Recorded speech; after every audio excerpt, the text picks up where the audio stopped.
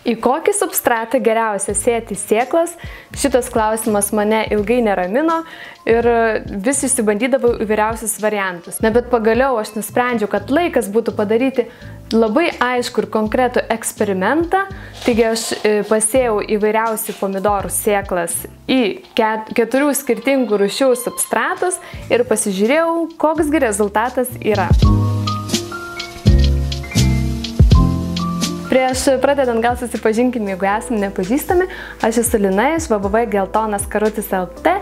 Tai yra svetainė, tinklaraštis, šitas YouTube kanalas ir tai yra apželdinimo kursai. Juose mes mokome, kaip susiplanuoti savo kiemą, kaip ekologiškais principais kurti dizainą, kaip sodininkauti ir daržininkauti. Taigi šita tema yra tokia viena iš daugelio mūsų serijos, kurioje mes kalbame apie sėjimą ir pasiruošimą tam visam pavasariui, pavasariniam derliui. Taigi aš pasiėmiau 4 skirtingų rūšių substratus ir pasiėmiau 7 skirtingas pomidorų sėklų veislės, tam, kad galėčiau po kurio laiko palyginti, kuriuose substratuose sėklos išdygo geriau ir jų šaknynas susiformavo geriau.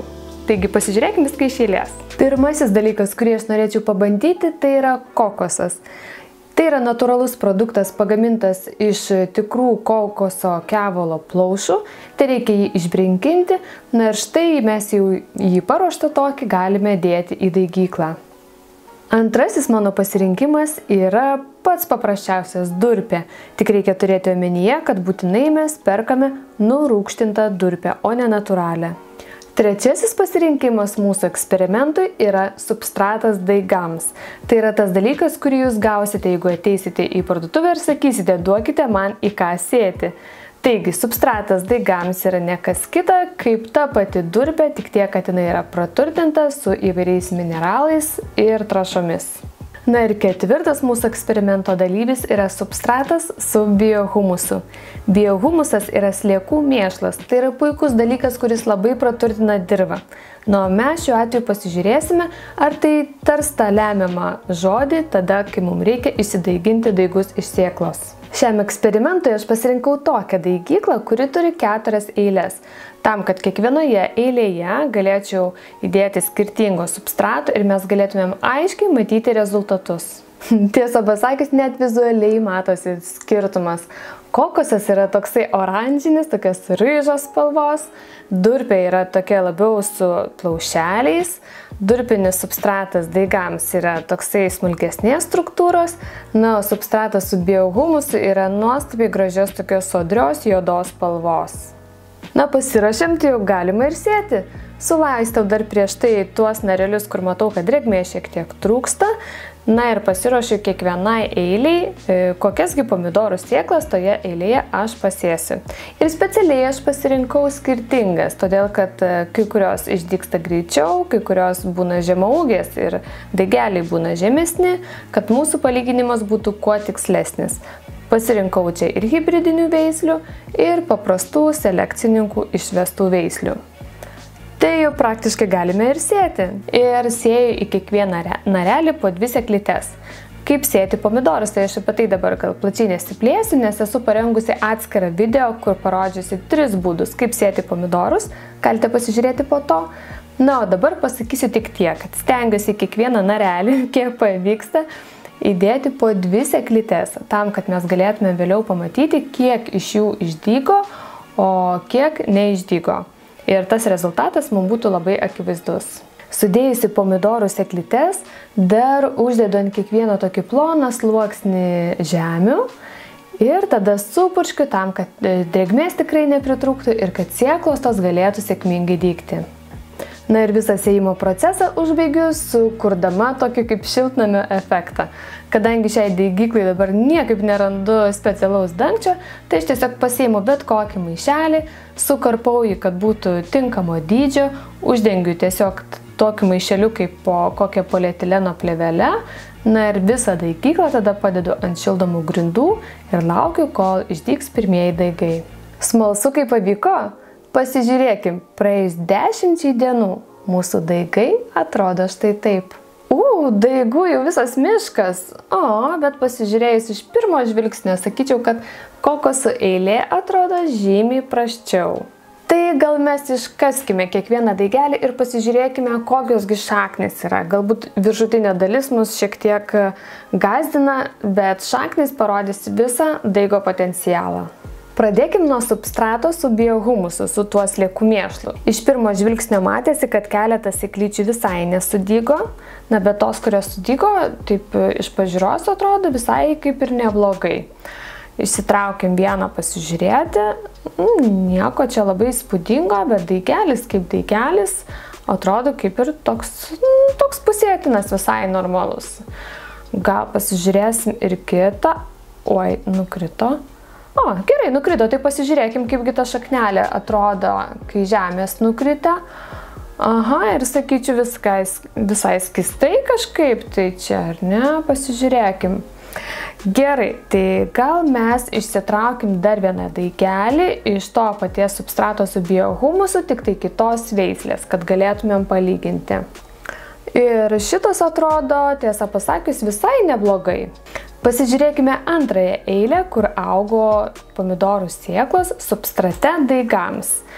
Ir čia sudygo gražiausiai abi sėklytės, abu daigai matosi tvirti, tiesus ir šaknis, tiesą pasakius, atrodo žymiai geriau, negu kad buvo substrate su biohumusu. Tikrai neblogai atrodo, sveikas gražus daigas, sakyčiau. Pasižiūrime ir kitos veislės, kas sudygo. Čia matytas atvejis, kur visas 3 sėklytės man nubyrėjo. Bet tiesą pasakius, turiu pasakyti, kad visos 3 sėklytės labai gražiai ir sudygo. Ir tai puikus rezultatas. Geras, normalus daigelis, graži spalva. Ir šaknys tikrai pakankamai gražiai išsišakojusios, kad tas daigas toliau augtų sveikas ir tvirtas. Pasižiūrėkim trečiąją eilę, kur pomidorų sėklos augo tiesiog paprastoje durpėje be jokių priedų. Išsitraukiam mūsų pomidorą tą daigelį. Ir klausykit, nors jis atrodė toks nedidelis, bet šaknis, pažiūrėkit, kokios ir ilgos, ir įploti. Tikrai, sakyčiau, jisai puikiausiai įsitvirtins. Šiaip, sakyčiau, dar tikrai per anksti būtų į tokį pikuoti, čia vardant eksperimento aš jų įtraukiu, bet ir dabar garantuoju, kad jis puikiausiai prigytų. O jeigu aš čia pasižiūrėčiau kitą veislę, kuri taip pat durpėje augo, tai nieko, žiūrėkit, irgi normalus išsišakojęs šaknynas kaip tokiam nedideliam daigeliui, tai sakyčiau, tikrai nuostabiai atrodo. Kokose augantis daigeliai iš tikrųjų yra labai maži ir aš dar jų nepikuočiau, tik dėl eksperimento aš dabar juos ištrauksiu. Ir reikia pastebėti, kad iš tikrųjų dygo jie gerokai ilgiau ir kaip daigai jie iš pirmo žvilgsnio atrodo gerokai silpnesni. Bet pasižiūrėkim, kokios jų šaknys, gal tam po žeme yra kažkas stebuklingo. Klausykit, ką jūs visas kokosas nubyrėjo, liko porą siūlelių. Nors tas daigelis labai mažytis, bet tikrai buvo galima tikėtis kažkokio geresnio varianto. Pasižiūrėkime dar vieną. Taip išsitraukiam. Baikit, tai kur jau čia daigelis, kokio iš jo čia sveikatos mes galim tikėtis. Tikrai iš kokoso aš tikėjusi geriau. Ir dar vienas toks lėliukas, mažuliukas. Pasižiūrim. Žiūrėkit, šitą saknelę gerokai ilgesnė. Bet aš vis tiek sakyčiau, tai kamgi vargti ir laukti, jeigu galima ir nelaukti. Jeigu rezultatai durpėje yra žymiai geresni, tai kokia prasmė tada auginti daigus kokose, bent jau šitame. Eksperimento išvados. Jeigu mes pasėję sėklą, vėliau ją pikuosime, taip kaip aš dabar darau, persodinu į didesnius indelius, tai pirmai sėklai išdygti tai reikia geros tinkamos terpės, kurioje būtų oras, kurioje būtų pakankamai šilumos ir drėgmės. Taigi mūsų nugalėtojas yra paprasta nurūgštinta durpė, kuri savyje praktiškai neturi maisto medžiagų, tačiau puikiausiai patenkina dygstančios sėklos poreikius. Antrąją vietą šitam eksperimente aš paskirčiau substratui daigams. Ir būtent šitą substratą daigams aš rinkčiausi tada, jeigu aš vėliau neplanuočiau pikuoti. Todėl, kad būtent šiame substrate jau yra pakankamai mineralų ir įvairiausių kitų priedų, kurie ir duos maisto medžiagų tolesniam daigo augimui. Na, o iškilmingą trečiąją vietą aš paskirčiau substratui su biohumusu.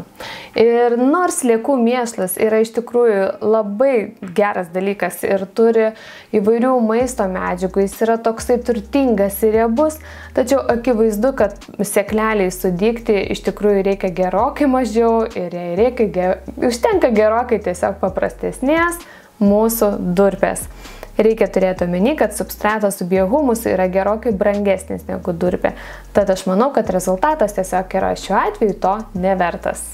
Na ir ketvirtoji vieta atitenka kokosui. Šis eksperimentas parodė, kad praktiškai feilas, totalus, sakyčiau. Ir tikrai visiškai nepasiteisino. Nors esu girdėjusi, kad kokosas kokosui nelygu, labai daug priklauso nuo jo apdorojimo kokybės. Tai aš taip nepadedu vilčių, kaip sakant, į stalčių, kad jau tikrai yra beviltiškas dalykas. Na, bet asmeniškai po šito eksperimento aš geriau rinkčiausi tikrai paprastą durpę, negu kad šitą kokosą.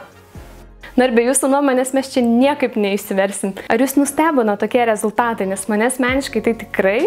Ir galbūt jūs visą laiką taip nujautėte, o galbūt kaip tik priešingai sugadino jūsų visą įvaizdį ir galvojat, nesąmonė, negali būti čia taip. Tai parašykite apačioje komentaruose, kokia jūsų nuomonė apie šio eksperimento rezultatus.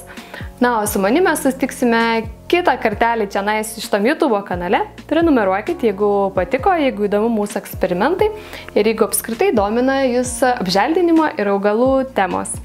Iki pasimatymo kitą kartą.